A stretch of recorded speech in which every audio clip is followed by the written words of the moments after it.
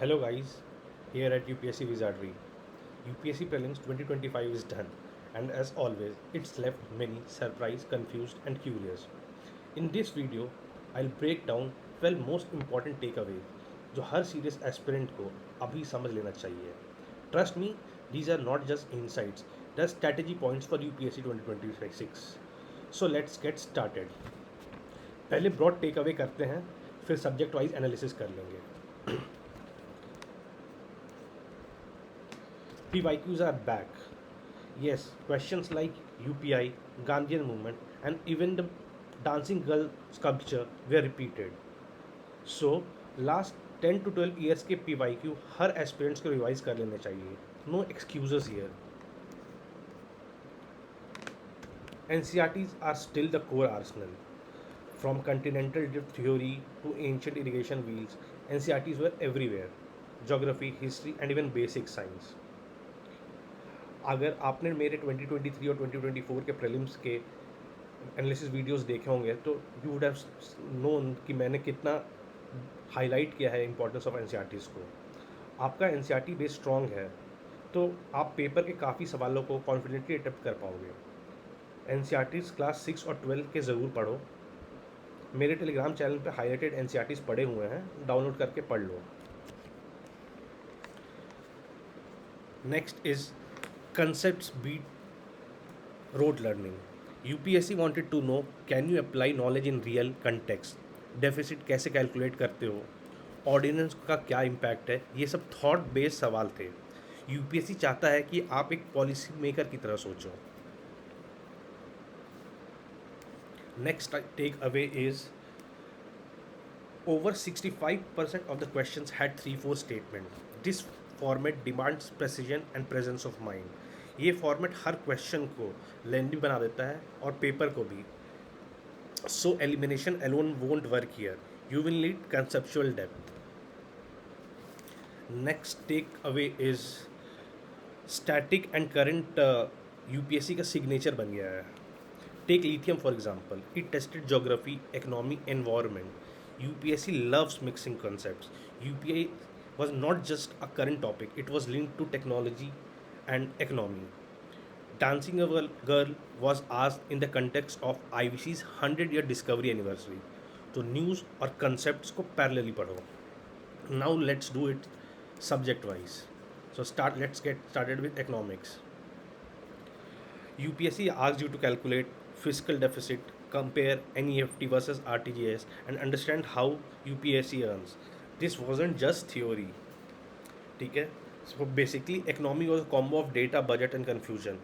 तो करना क्या है, इकोनॉमी सर्वे का जिस नहीं पढ़ना है, पूरा इकोनॉमिक सर्वे पढ़ना है. It will help for mains also. और सारे इंसाइट्स जो हैं आपको फिजिकल पॉलिसी में के आरबीआई ऑपरेशंस के, ये सब आपको एक जगह पे सही से मिलेंगे. तो वो है इकोनॉमिक सर्वे और budget. Next is science and technology. Science and technology was 100% current affairs. Quantum chips, Gagan by ISRO, lithium batteries, none of these are in NCRTs. UPSC wants you to follow real science. Quantum computing, Moderna chip, direct air transfer, ये सब latest news से inspired थे. So the Hindu के SNT के article ज़रूर पढ़ो. DRDO, NASA, ISRO के website जब फुर्सत मिले थोड़ा ब्राउज कर लिया करो. Now let's get to polity. Polity was deep and trickily worded.